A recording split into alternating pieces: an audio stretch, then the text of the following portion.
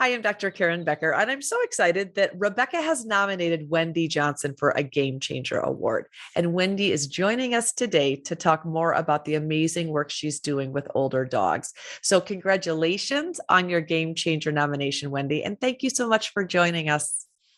Thank you. Thank you so much for having me. And thank you, Becky, for nominating me. I'm the founder of Touch of Gray Rescue, which is a senior dog rescue based here in Brevard County, Florida.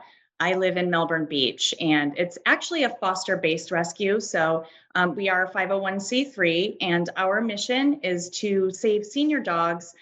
We pull them out of shelters, off the concrete floors, and we place them into loving foster homes. Mm. We also take owner surrenders that, perhaps family members have died, or people can't take care of them anymore and they have nowhere to go. So, as opposed to those dogs going into the shelters, we try to intervene as well so that they can go to another home and have some comfort and be surrounded by love there.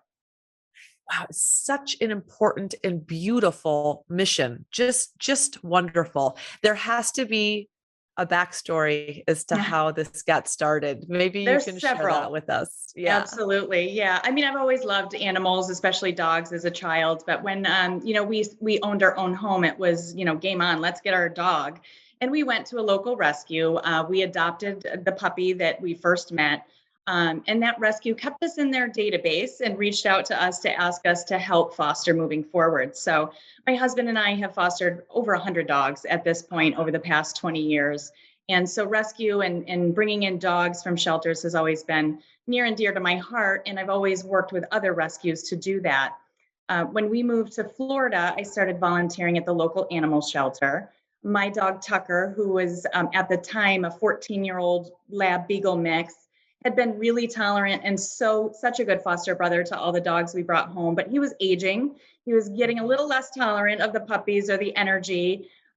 So when I started working at the shelter, I noticed a lot of senior dogs there, and it was just that much more difficult to see those senior dogs laying on cement floors. It's hard to see any of them, but the seniors really Yeah. got to me.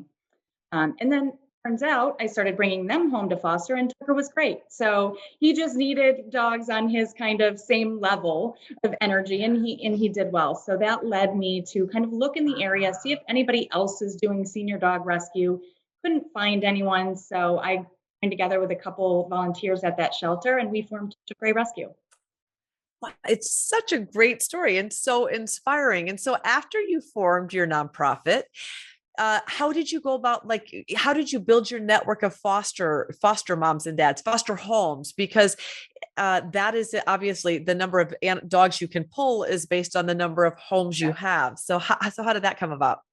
Funny you ask that, because when we started this, we thought, well, we'll just do the best we can. We're four women here. We'll, foster as many dogs as we can and get out as many as we can, one at a time.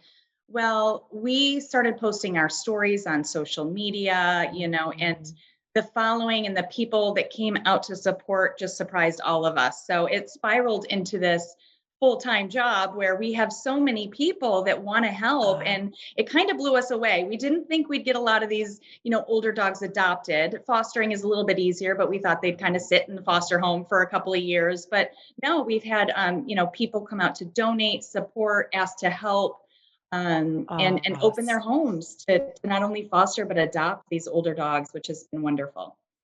Gosh, it's just amazing. And so if people wanted to, if they're listening and they're like, I'm in Florida, and if they wanted to learn more or to see the dogs that are available for adoption or to support you financially through donations, where would they go to learn more about what you're doing? We have a really good website, and it's www.touchofgrayrescue.com, and that's gray with an E. And that's probably the biggest place I would refer them to, although we do have a very large following on Facebook as well. So they can just search Touch of Gray Rescue in Brevard County on Facebook and start following us and seeing our stories and getting, a better feel for what we do. It's really, really wonderful. When you get up in the morning, what do you love most about your heart filling, soul satisfying work? And I'd say it's the impact that I have personally seen on all of these dogs coming through. And, Yeah. we are known for that rescue.